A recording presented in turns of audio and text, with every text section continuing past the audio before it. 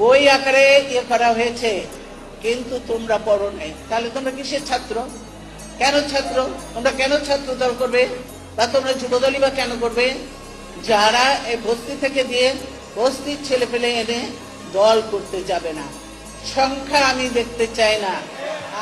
ওই যে বলেছি যে খালেদা জিয়া ভবনের রাজপথ ছাড়ি নাই, এই কথায় আমি বিশ্বাসী নই, এই কথা আমি মানি না।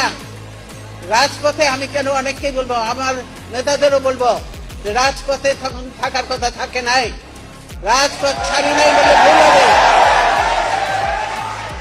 রাজপথ ছাড়ি নাই বলে ভুল হবে। এই স্লোগানগুলি দয়া করে আর দেবে না। ভালো স্লোগান শেখো, ভালো স্লোগান দাও, তাহলে কাজে দেবে, বুঝছো? ইলেকশন কমিশনের প্রস্তাবটা, এটা কি তোমরা পড়েছো? সবাই সবাই পড়ো নাই। এটা বই আকারে ইয়ে করা হয়েছে, কিন্তু তোমরা পড়ো নাই। তাহলে তোমরা কিসের ছাত্র? কেন ছাত্র?